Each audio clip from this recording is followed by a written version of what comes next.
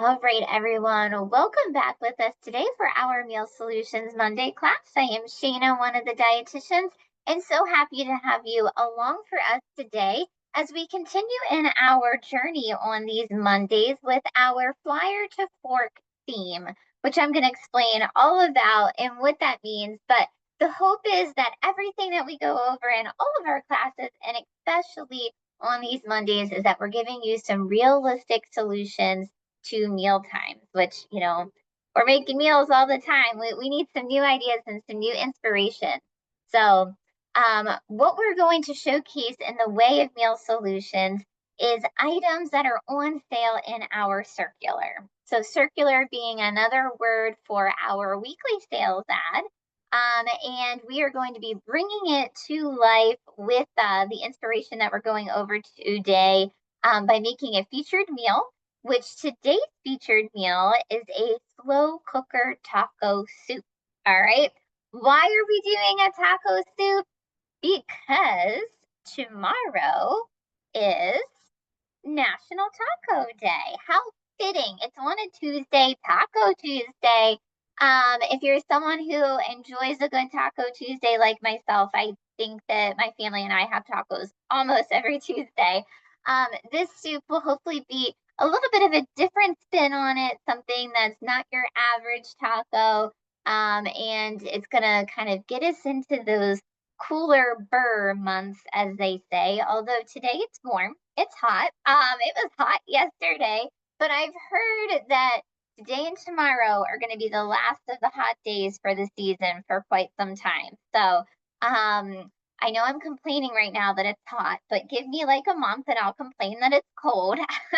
But in any case, today's recipe, hopefully a different take on tacos and one that gets you ready for the chili season ahead. All right. But before we do that, just a quick review in terms of how to find our weekly ad. If you are new with us, you can find it in your mailbox. You can find it in our stores when you walk in the door, also on our website. And if you have a smartphone, definitely download our app because you can find the ad as well as so many more things there as well.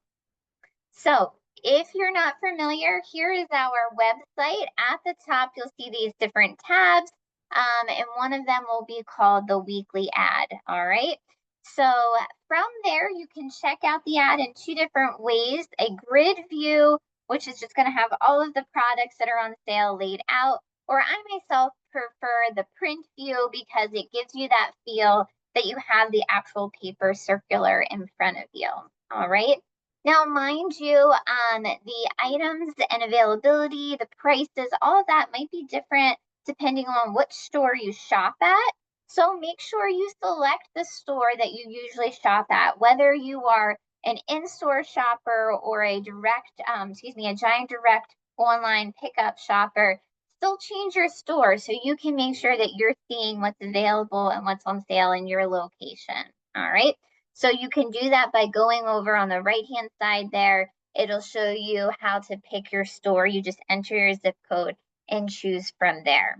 And then this is what it will look like when you pull up the sales ad. This is what it's going to look like if you pull it up in our app on your phone. You simply scroll down and underneath your choice points, it will display where you can select the weekly ad. You can see in this picture here that you may have more choices to look at depending on what day you look up our ad. So our sales ad runs from Friday to the following Thursday. Okay, so our new sales, they just started a couple days ago on Friday, and they will be valid through Thursday.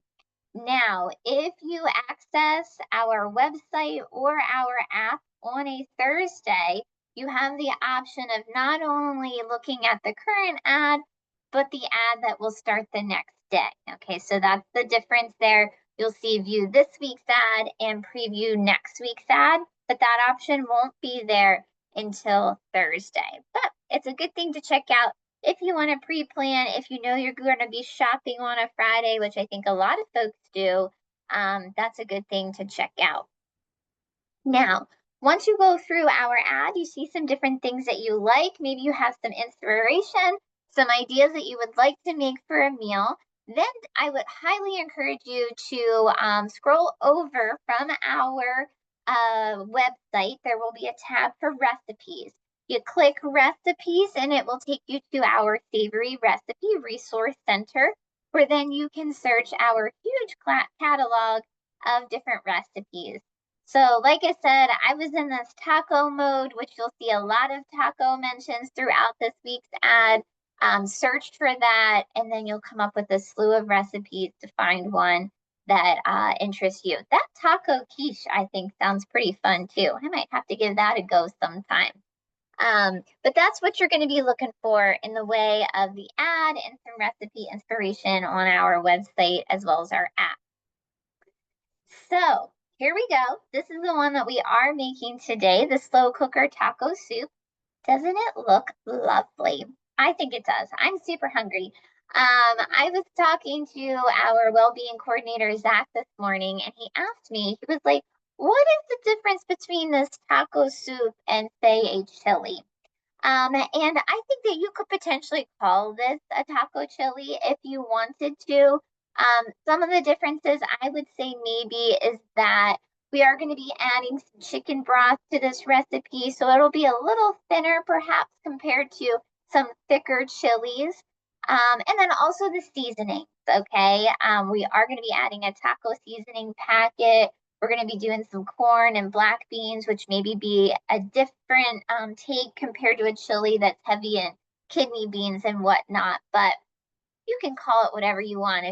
If taco chili kind of appeals to you, I say go for it. Okay.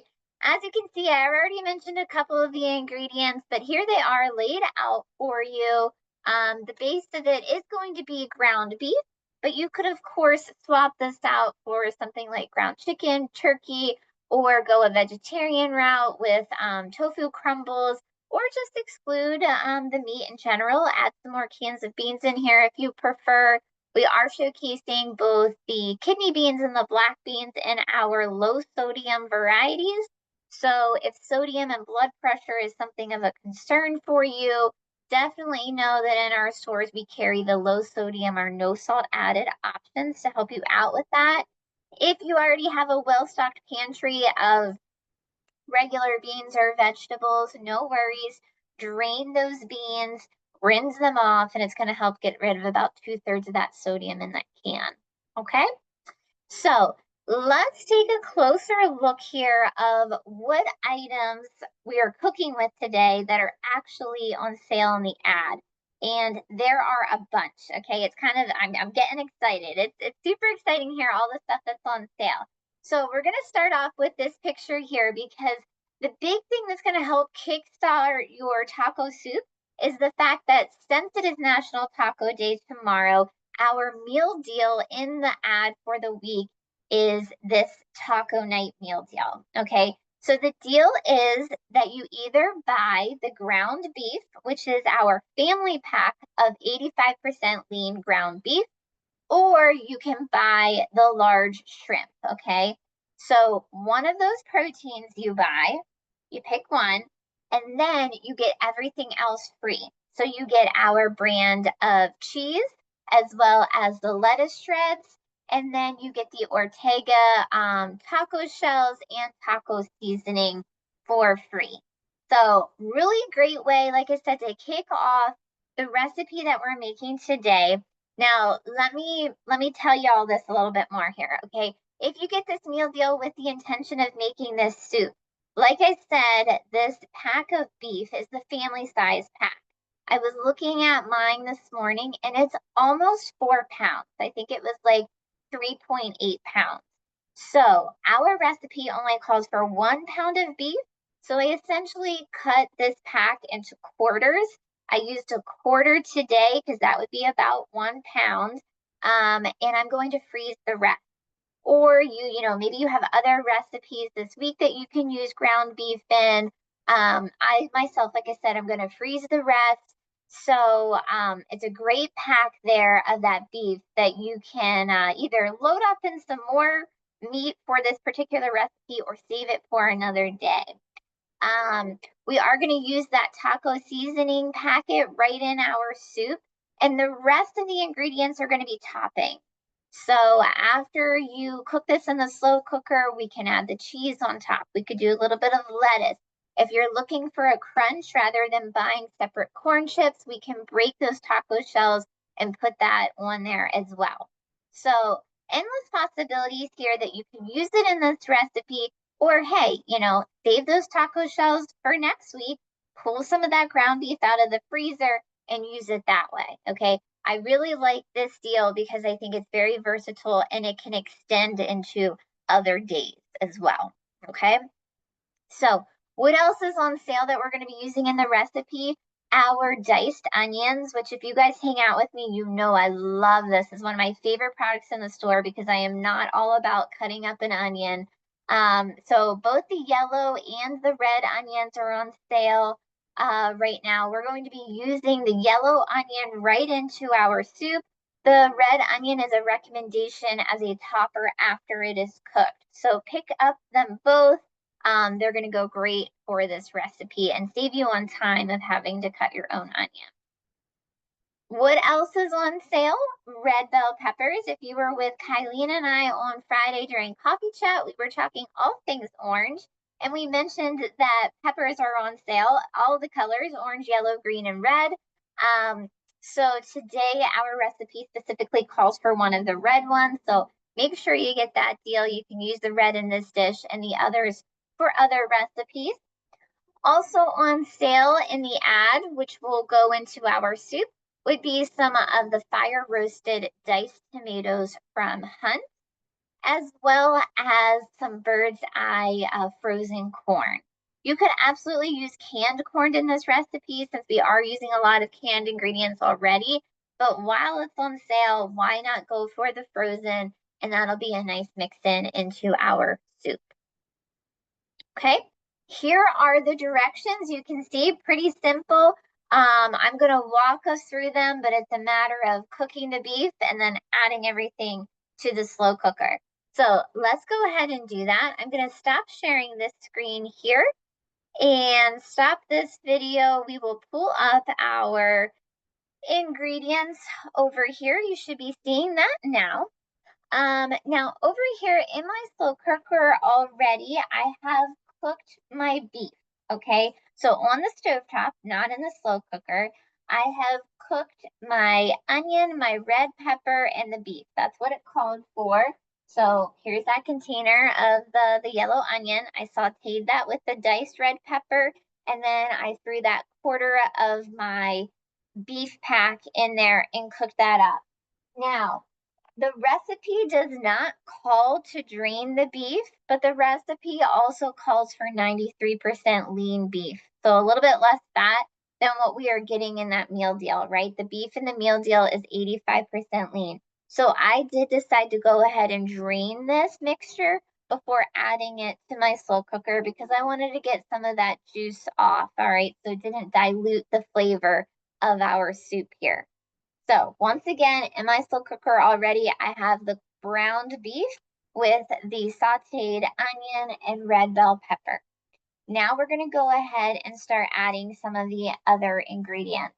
Starting off over here with the beans. Like I said, low sodium black beans as well as low sodium kidney beans. I have already drained and rinsed them. So here they are in my strainer, black and the kidney beans. We're going to go ahead and dump those in. And then to that, we have our Hunt's fire roasted diced tomato. The fire roasted is just going to add a really nice depth of flavor to our soup. It's going to give it a little bit of a smoky flair. If that's not your jam, totally okay. Just go with a regular diced tomato, but I think it's going to be a nice hint of flavor in here. Now, also the recipe calls for tomato sauce. Now, the recipe calls for 8 ounces.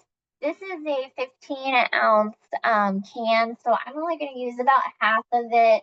But I did want to point out that this is our brand tomato sauce that is a no salt added. So once again, if we're thinking sodium, we're thinking blood pressure, we have all these canned ingredients. let's go with the no salt added tomato sauce in here. So like I said, I'm gonna do just about half of this can. All right, if you would like a little bit more of a tomato forward flavor, then go ahead and use the whole can if you would prefer. All right, next we have our diced green chilies. So I'm not draining them, okay? That whole situation is going in there. And I feel like sometimes that's a big question when it comes to chilies and soups is, do I drain things? Do I not? Anytime it has beans in it, drain the beans.